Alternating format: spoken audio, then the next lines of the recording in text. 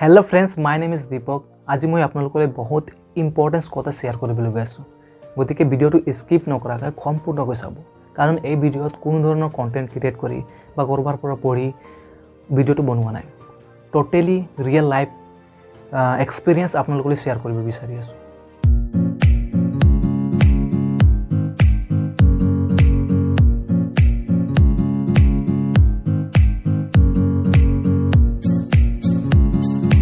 সকলো মানুহৰ এটা খপন থাকে আৰু এই খপন পূৰ কৰাৰ কাৰণে তেওঁলোকে বিভিন্ন কাম কৰে, বিভিন্ন মানুহৰ পৰা এডভাইস লয়, বিভিন্ন এক্সপেৰিয়েন্স লয় আৰু যেতিয়া সেই খপনটো পূৰ হৈ যায়, সেই এক্সপেৰিয়েন্স যি মানুহৰ পৰা এডভাইস লৈছিল, সেই সকলো বস্তু পাহৰি যায়।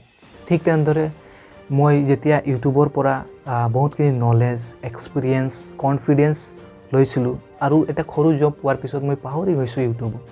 গতিকে নাও আই এম ৰিয়েলাইজ মই ৰিয়েলাইজ কৰিছোঁ আজি যে মোৰ জীৱনৰ হাঁহি নাইকিয়া হৈ গৈছে। মোৰ যি পৰিচয় আছিলে, মই যি আছিলোঁ, সেইটো এতিয়া নাইকিয়া হৈ গৈছে। অকল কাম কাম কাম। জীৱনত কোনো এটা নতুন ক্ৰিয়েটিভিটি কৰাৰ কাৰণে কোনো বস্তুৱে নাথাকিল। গতিকে আপোনালোকেও যি বস্তুৰ পৰা নলেজ, যি মানুহৰ পৰা এডভাইস, যি বস্তুৰ পৰা আপোনাৰ কাম হৈছে বা সফলতা পোৱাৰ পিছত আপোনালোকে সেই বস্তুবোৰ পাহৰি নাযাব। কাৰণ সৰু সৰু বস্তুৱে আপোনালোকক সফলতা পোৱাত সহায় কৰিছে। গতিকে সেই সৰু বস্তু যদি পাহৰি যোৱা হয় সফলতাৰ পিছত, তেনেহ'লে সফলতাৰ কোনো মূল্য নাথাকে। কাৰণ সফলতাই মানুহক আলসি বনাই দিয়ে। সফলতা পোৱাৰ পিছত মানুহৰ তাত অহংকাৰ আহি যায়। কিন্তু আমাৰ এক্সপেৰিয়েন্স, নলেজ, যি কনফিডেন্স কৰা সময়ত যি ইনস্পিৰেশ্যন থাকে, যি মটিভেশ্যন থাকে মনত, সেই মটিভেশ্যন সফলতাৰ পোৱাৰ পিছত শেষ হৈ যায়।